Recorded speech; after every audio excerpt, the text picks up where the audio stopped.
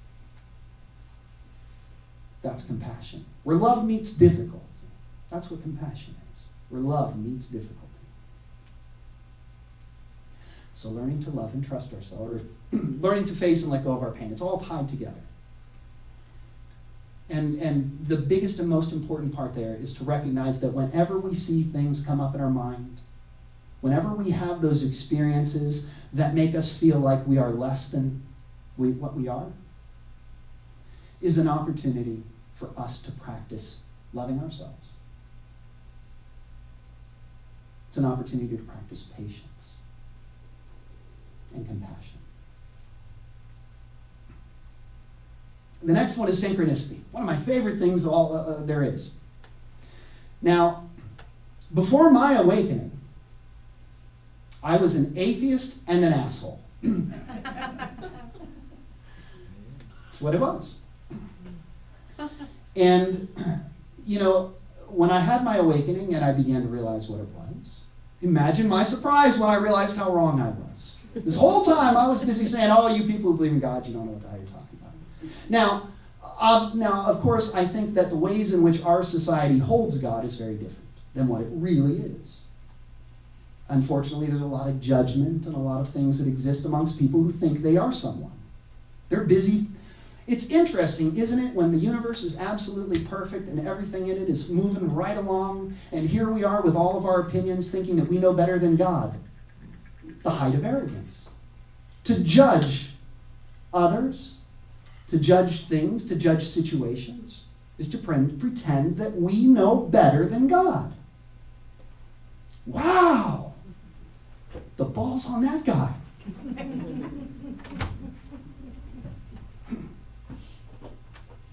Synchronicity, all those seeming coincidences that arise in our lives that are not coincidences at all. In fact, the deeper we go, we reach that point where we do, again, through direct experiential realization, witness the perfect harmony of motion that is this thing we call the universe, this world, all of it. It's a harmony of motion, and it's perfect. Synchronicity is those brief moments, those brief glimpses that we have of the perfection. And what's even better, synchronicity is you as the universe teaching yourself how to be yourself. Because it's showing you the direction of your journey. I didn't awaken with a teacher. I had no belief system. I had been a Christian. I had been a Catholic growing up as a kid. I had abandoned all of that. And I had been a Buddhist for about a year and practiced Vipassana and insight meditation and was practicing in the Theravada Buddhist tradition. And then I left that behind for about 10 years. And then I had my awakening. And I didn't have a teacher. All of the things I'm sharing with you tonight are through direct experiential realization. I didn't get them in a book. They didn't come from any book. They came from this. The unfolding of my own life, which I now see as a wondrous gift. Someone said earlier, when I came in and said, so you're the speaker tonight. And I said, no, I'm the one who's opening my mouth. Now I think it's more clear what I meant. I'm not the speaker. This is not the speaker. I'm just the one opening my mouth. All the words I'm sharing are words that you already have. I'm just talking to myself.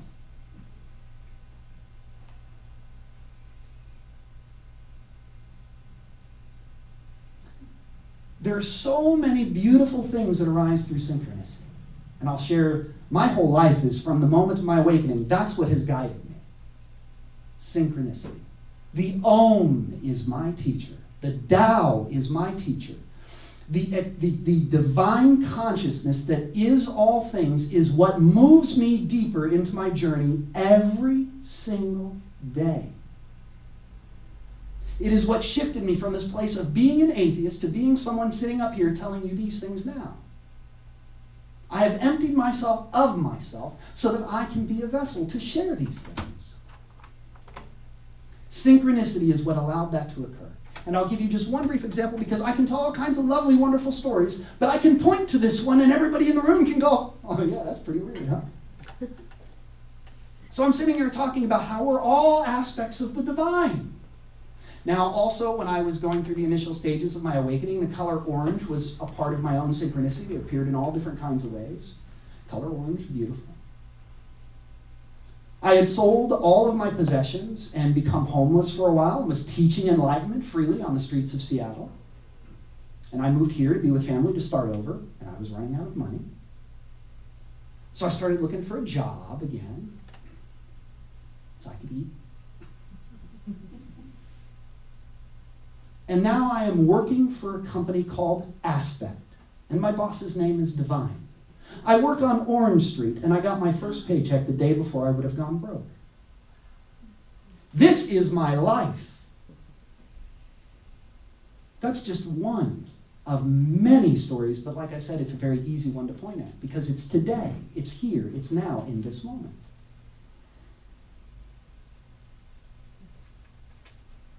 When you can open yourself up widely enough to allow the universe to speak to you, the language of synchronicity is yours and yours alone. It's a private conversation between you and God, between you and the universe, between you and yourself. That's meant to show you who it is that you are and what it is that you're here to do. And it can come in the form of music, a song that sings to you just when you need to hear something. It can be someone who walks up off the street and just talks to you about something you were just thinking to yourself about. It could be a sign on the side of a bus that just, it comes blaring in as something like, wow, that really has meaning. We have to be careful about seeing synchronicity everywhere because we don't want to drive ourselves mad. It's very important that we learn to discern those things that have meaning from those things that don't. Eventually, synchronicity begins to die down a little bit in our lives. And it's not because God has forgotten us. It's just that those powerful lessons aren't as necessary anymore. Now we just need little reminders here and there. Paying attention to synchronicity is one of the most powerful tools that we have in making this journey.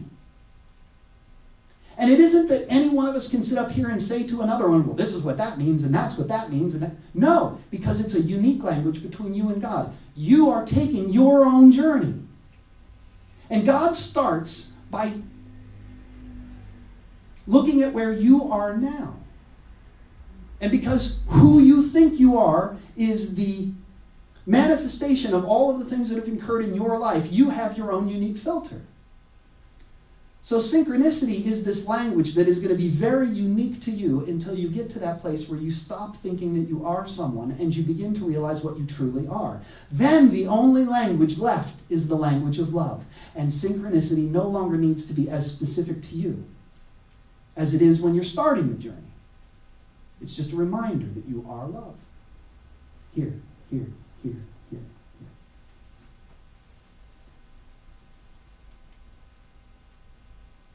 The last one is being wary of our traps. And this is a very important one. They're all very important, obviously.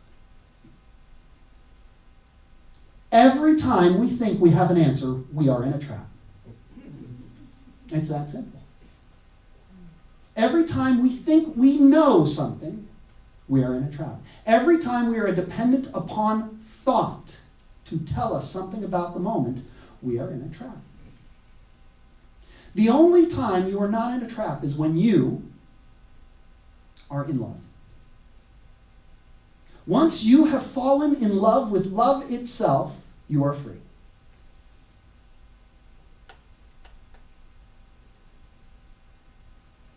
Even that's a trap. And that's the beautiful thing. Because it's words and concepts and ideas. It's trying to take something that's limitless and limit it by expressing it in something that is inadequate. Completely inadequate to the task. It's just this. It always comes back to that. It's just this. Just this. And you're it.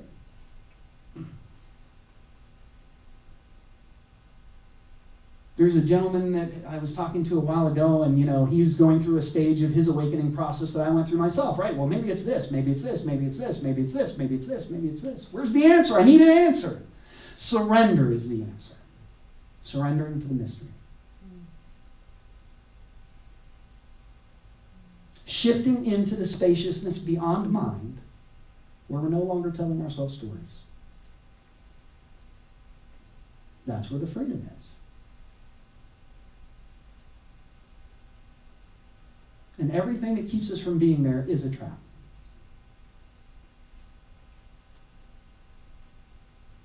Every time you think you have an answer, you don't. Answers don't come in the words. They come here. All that's true is here.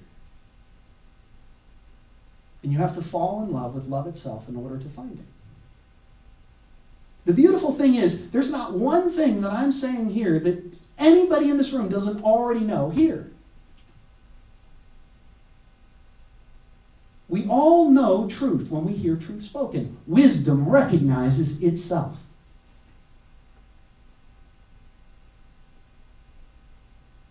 But we're so busy being someone that we many times don't listen as closely to what's being whispered into our hearts. And we tell ourselves stories and we get trapped. Everything's a trap.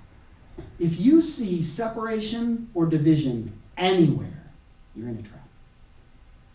If you see yourself as someone and see someone as someone else, you're in a trap. If you look at the world and you just, everything's different, you're in a trap. All of it. To be the witness, to be the observer of the perfection of all things in the movement, to hear the harmony of motion, and to see yourself as a note, and to know it's just this. Just this. It's always just this. And to do that without words, to do it without concepts, to do it without ideas. That's where the freedom is. That's the spaciousness beyond mind. I talk about spaciousness beyond mind because that's that place we go to that is beyond thought. We are the observer. We are the witness. We are the divine. And that doesn't need a story because it knows the whole game.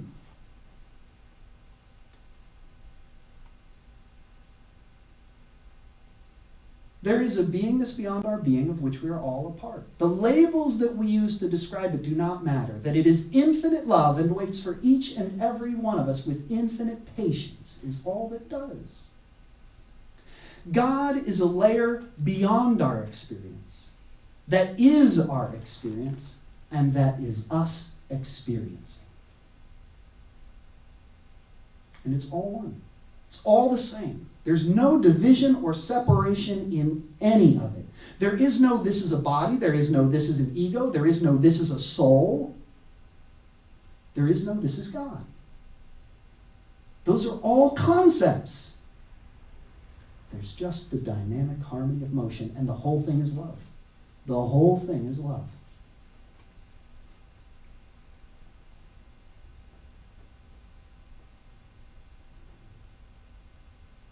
So what is enlightenment? It's just this. That's what I meant when I said, we have to get out of our own way. We have to stop thinking we are someone. If you're still you doing you, you got a problem. Unless the you that you're doing is love.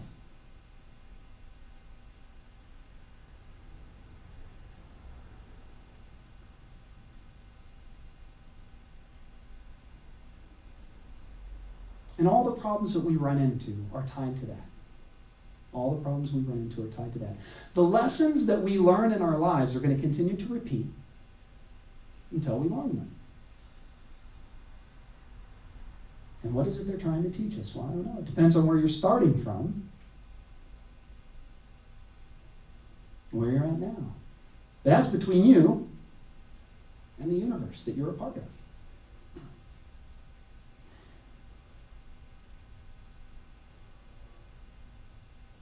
These lessons will continue to repeat over and over and over until we learn them. And that's perfect too.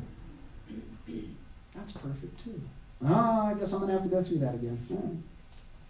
Why? Well, I guess it's just necessary. It's probably not even about you. What a wonderful idea, right? I have this horrible thing happening in my life right now. Horrible thing happening in my life right now. Oh, why does God hate me so much? Maybe it's not even about you. Maybe it's about the person that's helping you.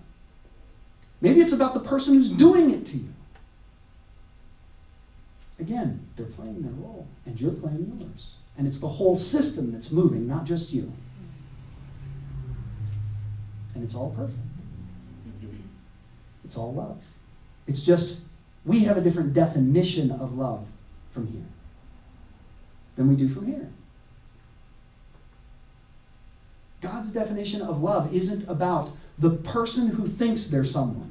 God's definition of love is the absolute perfection of all things as they are, continuing to move in the direction of unity and oneness and wholeness and completeness, the return to our true nature as beings of infinite love. That's what the whole system is moving towards. That's what the whole journey is about. Most of us just dip our toes in love, and that's, kind of the whole nature of our journey, and then we fall away in this lifetime, and we come back and we do it again. All right, great. But when you can take this opportunity to become love, then you can move on to what's next. A place where it's kind of like when you graduate from junior high and you go to high school. This is one school. This is one playground. This is one set of lessons that need to be learned. And ultimately the lesson is to learn to love unconditionally. When we have learned that lesson and we live in that place, then we're ready for what's next. And then we go to high school. And you're the new kid. Now you got a whole new set of lessons to learn.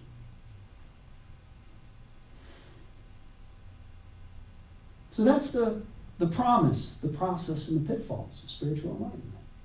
From one perspective. Just one perspective. Right?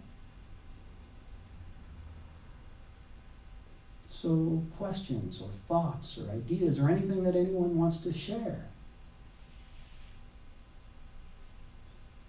Yeah. Wow. Yeah. I have to say, really, I've heard a lot in my ears. Thank you. Really, truly. But what I do want to know is when I stepped out to the bathroom, did I miss the Enlightenment story? Did I miss what happened that brought you to this? Yes. And if I did, you don't have to repeat it. No, There are no mistakes. No, there are no mistakes, exactly. No, one of those things, I generally tend to be very conscientious about my journey is my journey, your journey is your journey, and I'm here to talk to you about your journey, not about mine. But I will take a couple of quick minutes to just kind of fill in. So I was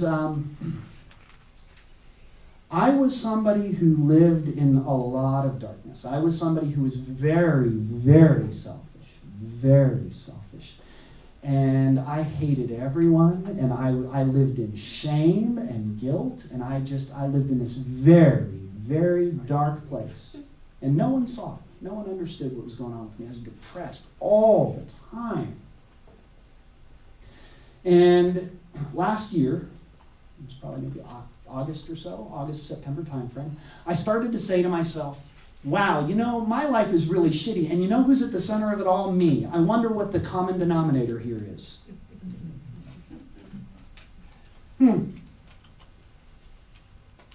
And I decided at that moment to be completely honest with myself. And I started to dig. My journey, my goal at the time was to find a more authentic me. What better spiritual question can you ask yourself than how can I find a more authentic me? Because when you're aiming for that target and you're peeling away all of the layers of who it is you think you are to find that authentic me, guess what you find? There is no authentic you.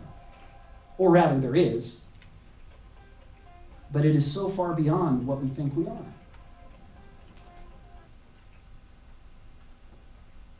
So I had this awakened experience, Blew my mind. I remember I was talking to a Buddhist teacher at the time. I had been talking to her for 2 whole weeks because I was guided in that direction, and I only worked with her for a couple of days after that. I remember calling her on the phone, terrified. I'm like, there's someone inside of me.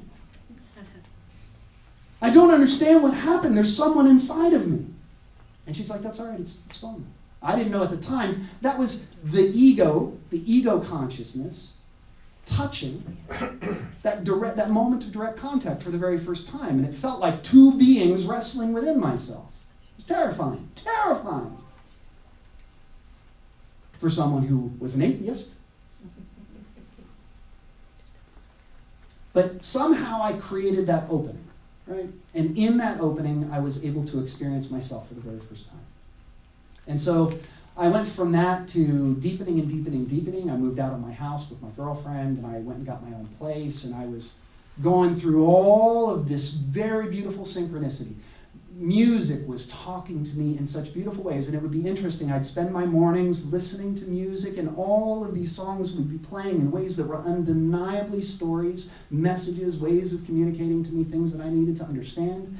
And then I would walk out onto the street, and someone would step in. Oh, I'd walk 1 block, and somebody would come up to me and say, and throw something at me that my whole morning was about. Then I would sit on the street and spend time with the homeless. And I would talk to different people. And eventually I decided to sell all of my possessions and become homeless myself.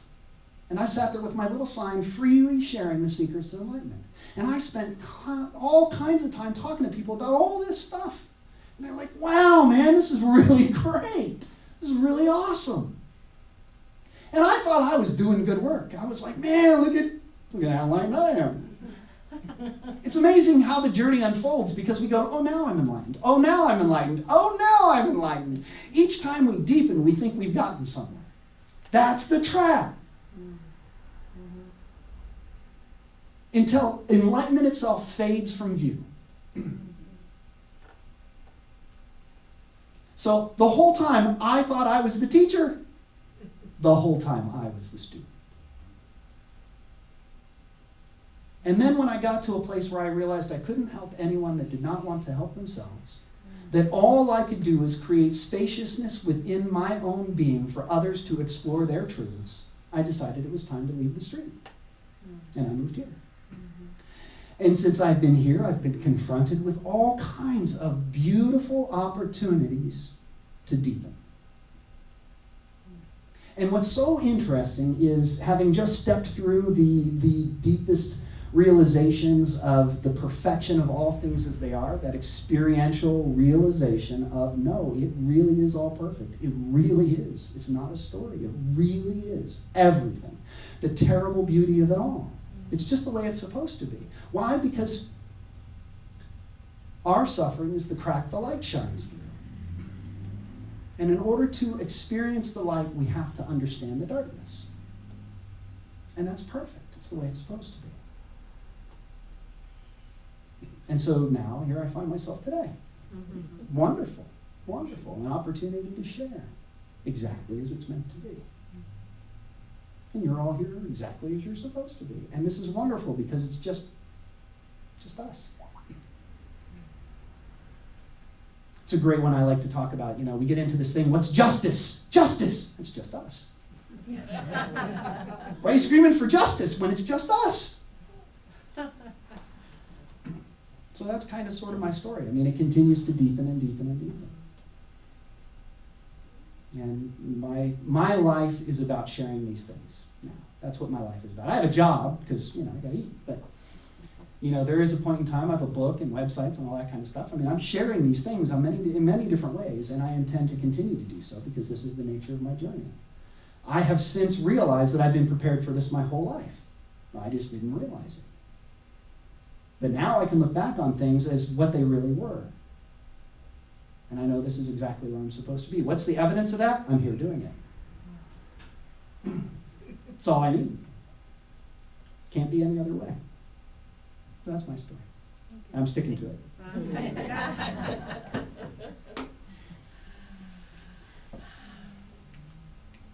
We can keep talking for a couple more minutes. I want to do a meditation before we end, but I want to give other folks an opportunity to, like I said, ask questions or share. Or I'll share something that happened to me this weekend. Somebody came up to me and said, I've seen you 3 times during this weekend. And I said to them, because I've been talking to you a while, I said, it's as it's supposed to be. That's what it's supposed to be. And she's like, look, just, it was stunning because I didn't, I really hadn't connected that way, but the synchronicity was there. It was really interesting. There are no accidents. No accidents. I said that more than once this weekend. We just don't always understand what it is that it's about.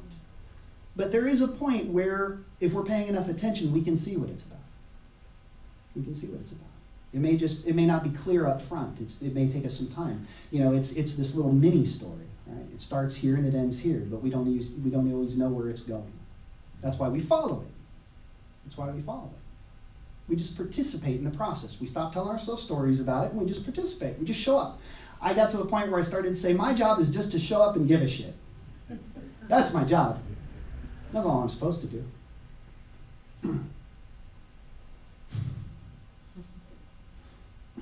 It makes me, sad's not the right word. I don't want to think about a time that would come when I wouldn't be really like, whoa, that was so cool, when synchronicity happens. And it sounds like the further along you get in this, that you no longer need it to show you something, but that magic, I like that. And it makes me go, oh, so the better off we get, the less that's going to happen. I like that. No, not necessarily. It's just, it doesn't explode as much. It doesn't explode as much. And we still get all the things that we're supposed to. I mean, we're still, just yesterday I was having a moment, telling myself a story, driving in my car, and then there was a song that played on the radio, and a lady pulled in front of me with 2 hearts on in the back of her car, and then a truck drove by with a big sign that says, "Need a pick-me-up?" Right? So I mean, these things, they still happen. They still happen. Again, this is the nature of my life. These days, they still happen. They happen when you need them to. God does not give us what we want. God gives us what we need. When the two are in alignment, we have an experience of this thing we call manifesting or bringing things in. Or when the two are in alignment, that's great. But they're not always in alignment. The journey is one of acceptance, learning to accept things as they are, to love yourself enough to know when that's okay and when it's not. But the journey is one of acceptance. Because if it's all perfect, and you have an opinion that it's not, it's just you thinking. It takes a long time. Not a long time. See, that's the thing, right? I've been on this road for a year. It's not a race. It's not, there is no like, well, I have a meetup group, and the meetup group gets together and they remind me all the time, they're like, "You're so lucky you got these at such a young age." I'm like, we all get to where we're supposed to be when we're supposed to be there. And I know now that this is simply grace. That's all it is. It is grace. I am grace wearing this body. That's it. I didn't earn any of this, didn't deserve any of this, didn't want any of this. It found me. And that's the way it was supposed to be, and I know that now. When I first had my awakening, it was like, oh my goodness, what did I stumble into? We all get here when we're supposed to. But I'm also beginning to recognize the magnificence of what I thought was the horror of my life. Mm-hmm. Yeah. So it's not, oh, you're so lucky. It was all wonderful. That's right. All of it led to this moment. How could it be anything other than beautiful? Too. Yeah. Yeah.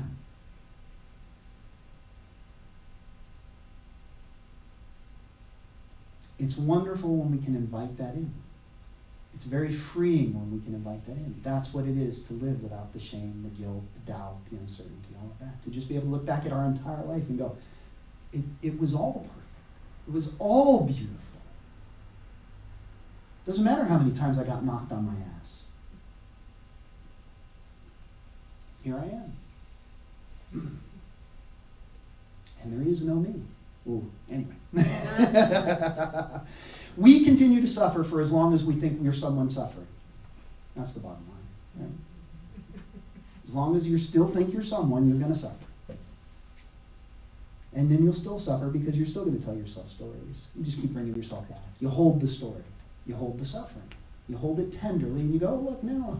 Now this, now this, now this, now this. Mindfulness, now this, now this, now this. And I think it's also the ability to love that one that suffers. Yes, absolutely. To reach into that place and hug it. Because I think I'm such a good sufferer. Right. Exactly. And that becomes its own wonderful story. Yep. Look at how good I am at suffering.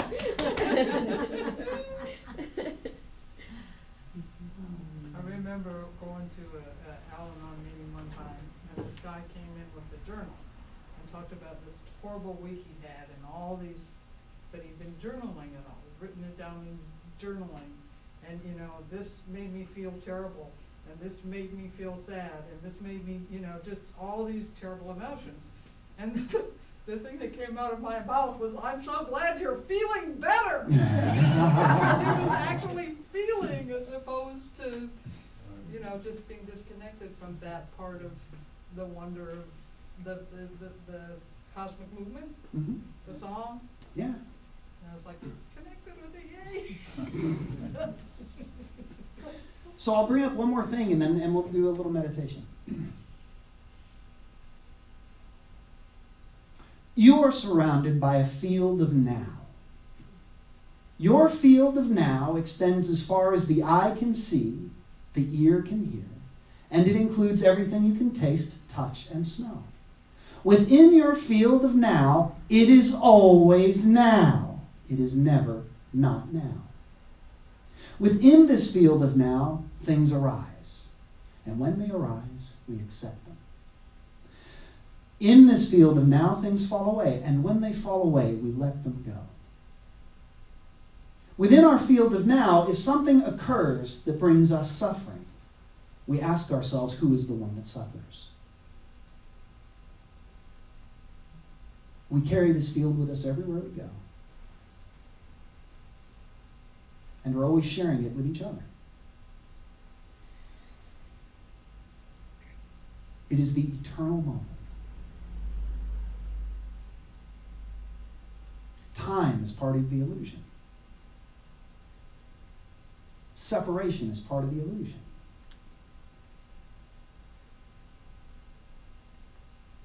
In the now, it's always just this. It's always now, and it's always just this.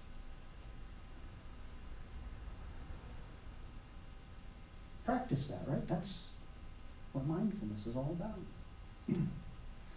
So let's do a quick meditation.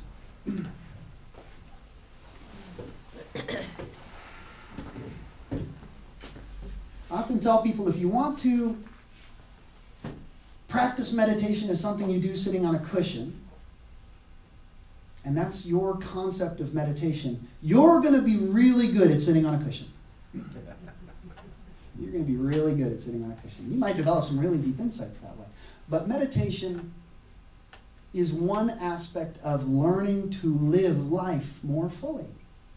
One way in which we learn to live life more fully. You have to be able to practice meditation in a way that you can carry your meditation out into the world with you. And so that's kind of what we're going to talk about. So we find whatever position makes us comfortable. Close our eyes. Breathe in through the nose and out through the nose. Just at a regular pace. You don't have to force it. You don't have to do anything with it. Just in through the nose and out through the nose at a natural rhythm. When you're breathing in, feel the flow of air as it comes through the nostrils. Is it a warm breath? Is it a cold breath? Is there a smell? Does the air tickle the nostril hairs as it comes in? Breathing out, what is that sensation? Not labeling it, but being present with the experience of it, breathing in. All the parts of breathing in through the nose and all of the parts of breathing out through the nose. Just be present.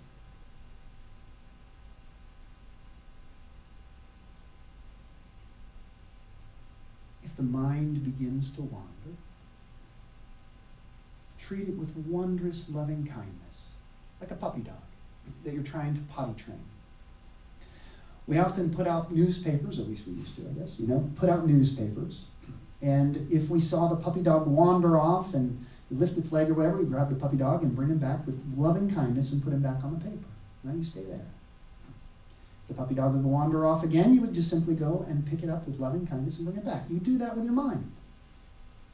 If you find your mind wandering, just pick it up with gentle loving kindness and bring it back to the sensation of the breath. The experience. We are using the breath as gravity to ground ourselves in the experience of being.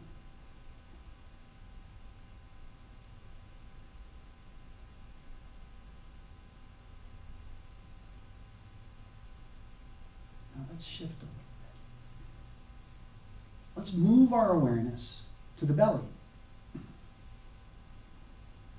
Feel the rising and the falling of the belly with each in-breath and with each out-breath. Just the experience of it, not labeling it.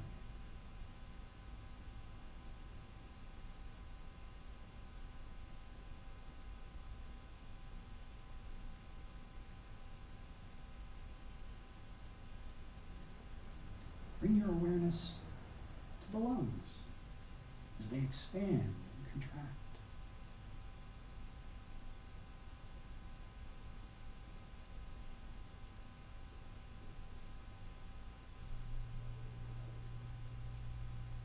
Now try breathing in a way that encompasses the entire movement. Air coming in through the nose, filling the lungs, filling the belly, and then back out. Notice that the whole movement is a harmony.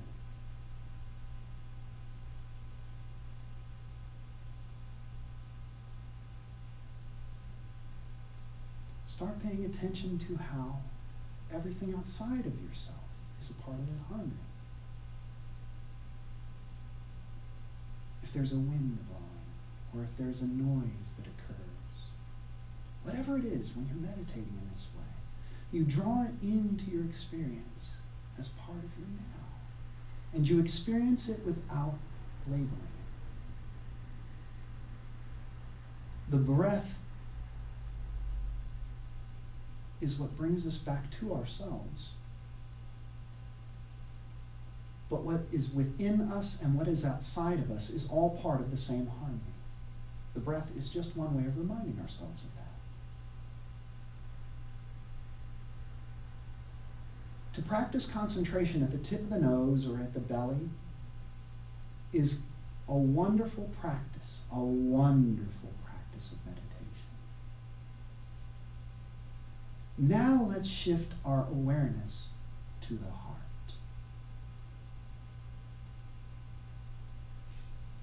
Let us breathe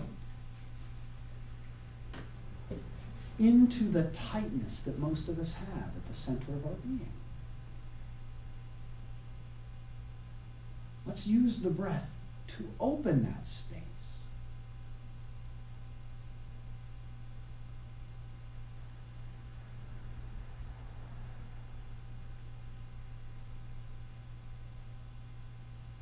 Every answer to every question that you have ever had or ever will have can be answered in this place.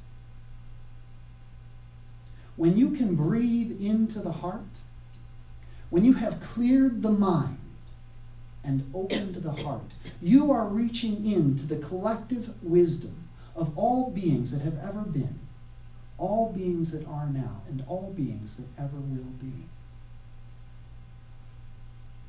You are becoming one with your own soul, with your own spirit, with your own beingness, with your own divinity, with your own presence.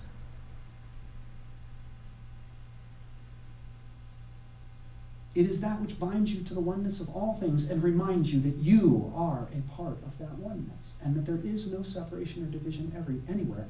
There is only love, and you are it. And the heart, breathing into the heart. Imagine for a moment that you're standing on the street and someone comes up and starts yelling at you, and you can just dwell in this heart breath. Imagine you're having a difficult conversation with a loved one who's still trapped in their story, and you can just be in this heart breath. This is a meditation you can take with you everywhere you go. Breathing into the heart whenever you find yourself lost, whatever that lostness may look like.